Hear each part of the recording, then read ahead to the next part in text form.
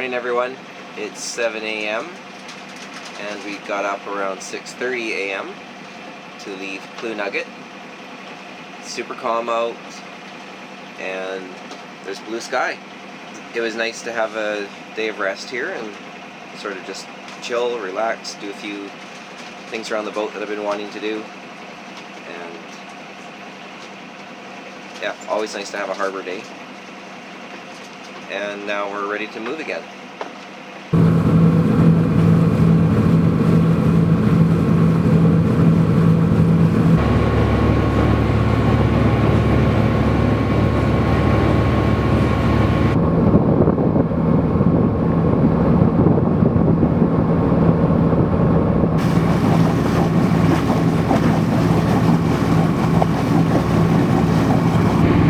What's the book you're reading?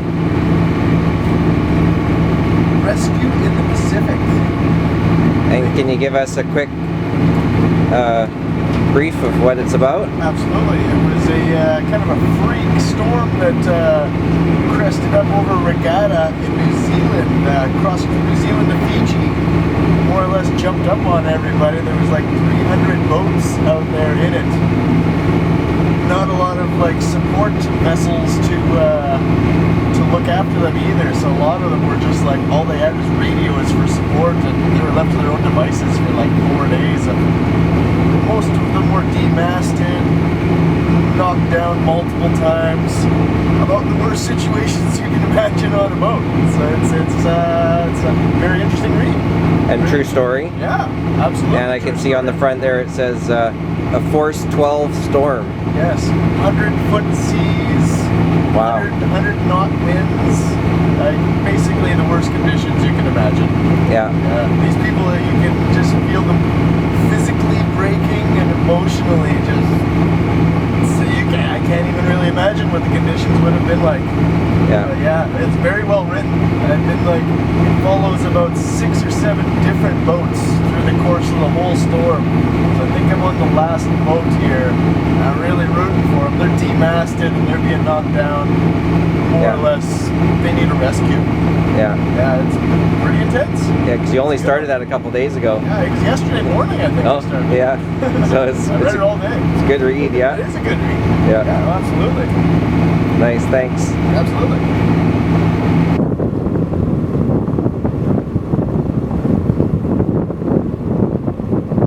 Some of you might be wondering how I manage the power on the boat when I have things aboard like camera, batteries, computers, iPhones, speakers like my Bluetooth speaker that I have up on the shelf. Those are all things that need to be recharged at some point. And what I have is I have an inverter. So what that does is it converts the DC power from the batteries to AC power. And it's a 600 watt inverter. And the way that you can figure out what the wattage is of your appliance, say the computer for example, is to just look on the back and it usually will tell you. Now it might not tell you the wattage in all cases, it may just say the amp hours and the voltage. So then you just times those two numbers and it'll come up with watts. 600 watts means you don't want to load it more than 600. So I just looked on the back of my computer and it was 16.5 volts times 3.65 amps, and that comes out to just over 60 watts. So I know when I'm charging that or loading that onto the inverter, I've still got 540 watts available. Anyways, that's a really quick look at what I have for power on the boat and how I manage it. And I'm just trying to think of anything I could talk about because motoring up Grenville Channel is kind of boring.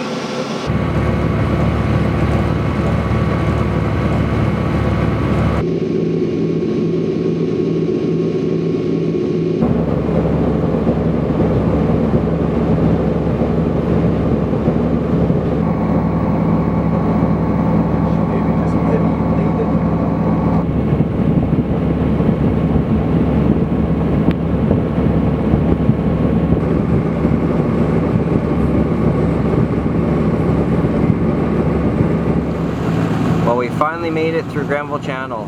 We're at the north end of it now. And the second half was definitely more enjoyable than the first half. We're just gonna round this mark and head in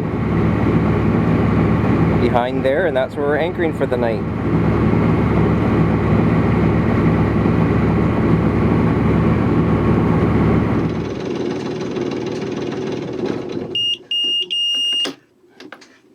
Well, we just shut down the engine.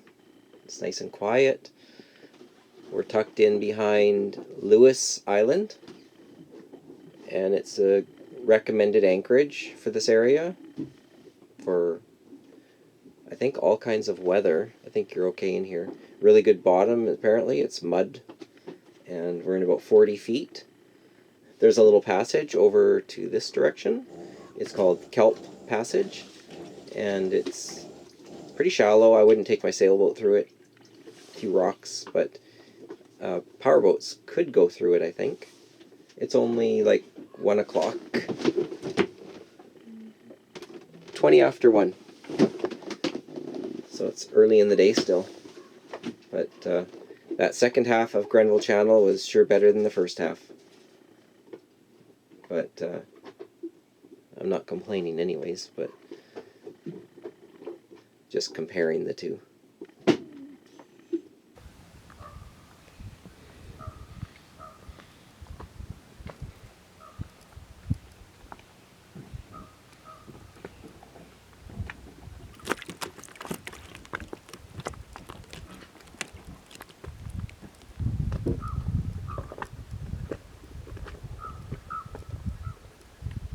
What's for lunch, Cole? Right, for lunch is all of our combined leftovers, add an extra can of beans.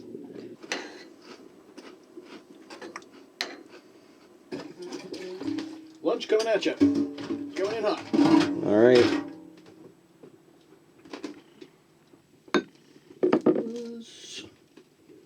Holy mackerel.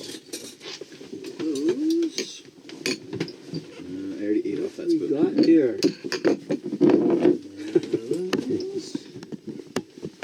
Eating like kings today. And then, don't Oh, forget. bacon bits. Goes on everything on a boat.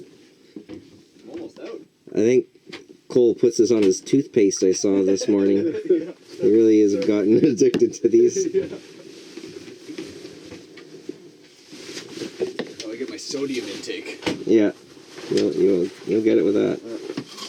Well, we were sitting around for a while and we decided let's go check out Kelp Passage.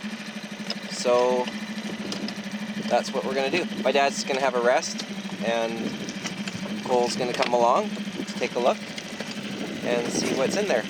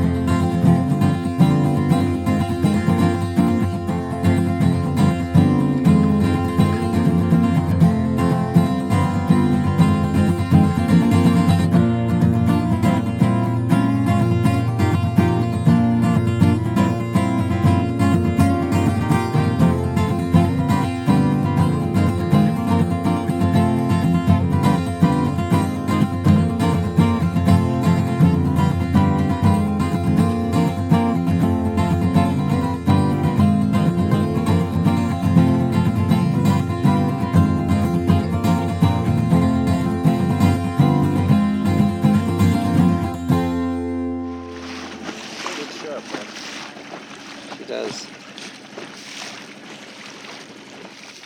Well, I'm not sure where the afternoon went, but it's about 6 p.m. now, and I went and had a shave. That feels a lot better. But yeah, it was a fun little dinghy ride earlier through Kelp Passage, and we've just been sort of hanging out. I've been chatting with my dad a bit. So what did you think of Hartley Bay to here? Well, it was a nice trip, nice run, and everything's calmed down. I'm losing track. There's so many different names, and I'm losing track of. I can't keep up with all the different names here. So Hartley Bay to Clunugget. Yeah, That's when we had that pounding waves, yeah, just long haul current. yeah, Clunugget, we spent the Harbor Day there. What do you think of that place? yeah. That was very nice. Yeah, Nice little anchorage. yeah, very nice. Actually, you've managed to pick a lot of good anchorages. It's we've been well protected and out of the wind, and that makes it nice. But what I'm surprised about is I look at the places we've been to, and there's so many rocky edges, and we get out in the middle, and it's sand. Yeah, the last anchorage had a sandy bottom, Yeah, and this one's a muddy bottom. yeah. But you wonder how that mud is down there. I just shake my head and think, well, why is it so rocky on the shore and so muddy out in the middle here? Yeah, Interesting. it is. Yeah, So knowing how to read your charts is important to know where the good anchorages are and what the bottoms are. Because you don't really want to anchor in a rocky bottom. no, not at all. I can see if you anchor in the muddy bottom, you can get the anchor out quite easily, but if you got hooked up on the rocky bottom, you might have some fun getting it out. Yeah, So, yeah, so it's, important to know. yeah, it's been a pretty interesting trip for me. Yeah, we've been on the water a little while and saw a lot of places, and it's been a lot of fun.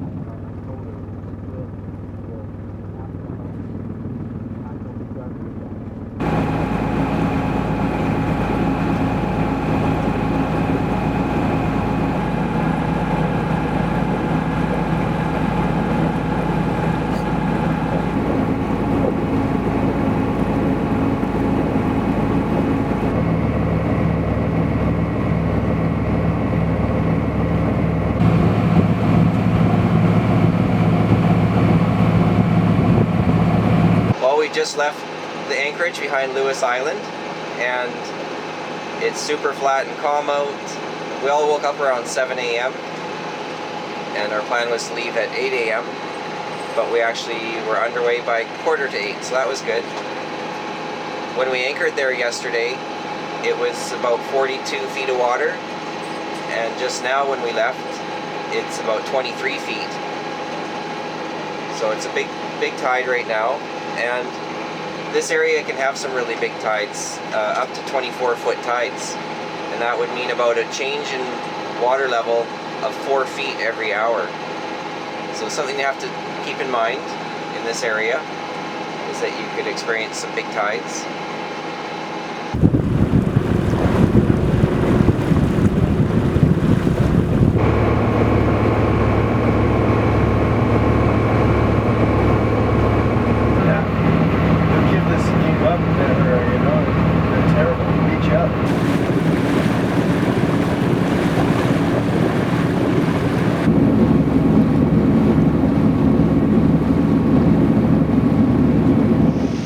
In about 1 hour, you're going to find out why we traveled all this way to get to where we're going.